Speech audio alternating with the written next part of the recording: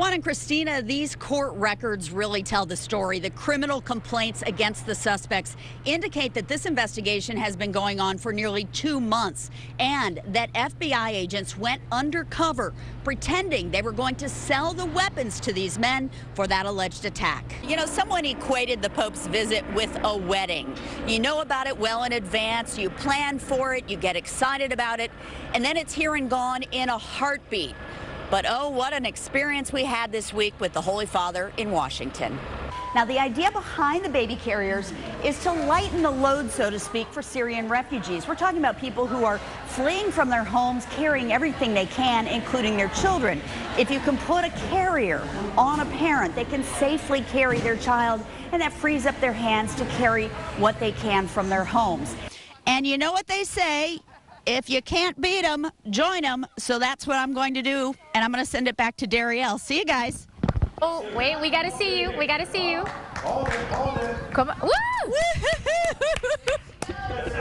Simon. She's moving. She's moving. Oh, she held on to it.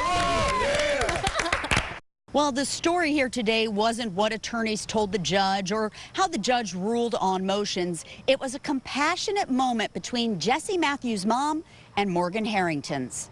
A vortex of pain and suffering that the center of it is Jesse Matthew. Jill Harrington has attended every trial, every hearing since Jesse Matthew Jr.'s arrest, always believing he killed her daughter Morgan. Today, Harrington did what some might find unthinkable.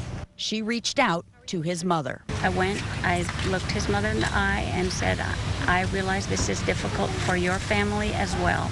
My condolences. And I shook her hand. Harrington says it was the right thing to do. Both families in court for procedural motions involving Matthew's murder trials for UVA student Hannah Graham and the Harrington's daughter. The judge set the trial for their case on October 24th of next year. It's nice to see that we are moving our case forward. I think that makes us feel. There's definitely relief in it. But the Harringtons say they prefer their pursuit of justice end before trial with a plea deal. If we look at, we have the next year to still be swinging on this pendulum, slow-moving process of court. That's a long time for us to keep this ball rolling. Morgan was killed nearly 6 years ago, so it has been a long, emotional road for her parents. They believe a plea deal in their case and in Hannah Graham's would be the most humane thing for all of the families involved. I am not laughing. I am there. The video is painful to watch. A Powhatan school bus driver not only screaming at a 7-year-old special needs student, but slapping him in the face. You do not hit. No. You do not hit.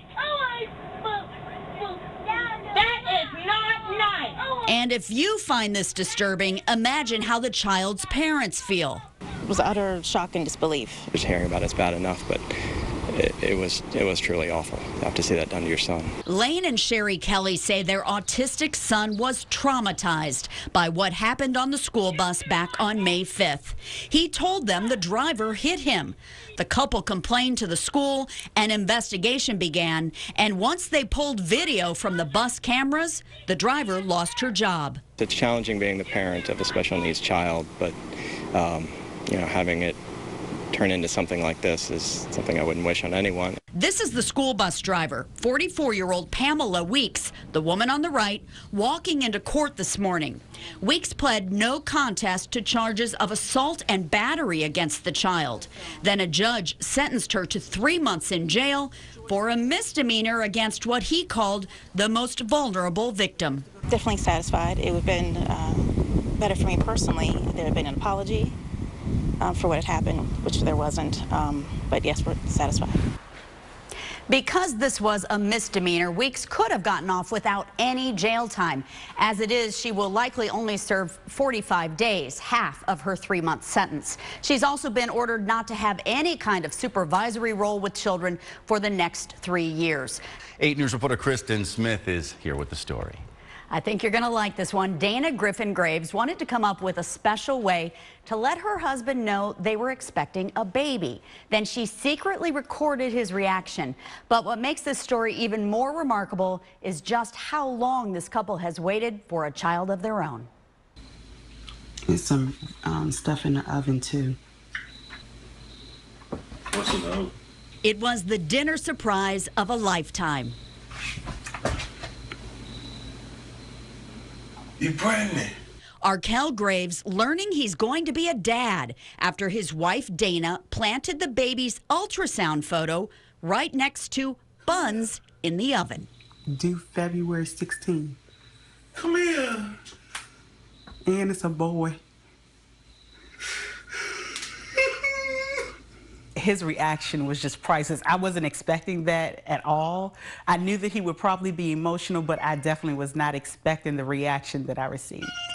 I've never been that excited before in my life. And I mean, not mainly for myself, for her.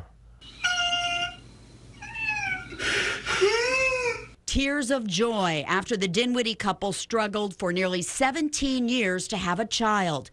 Dana suffered 4 miscarriages and a stillbirth. It was definitely a struggle, a roller coaster with emotions, going back and forth. And I just got to the point I was like, you know what, I want to stop trying.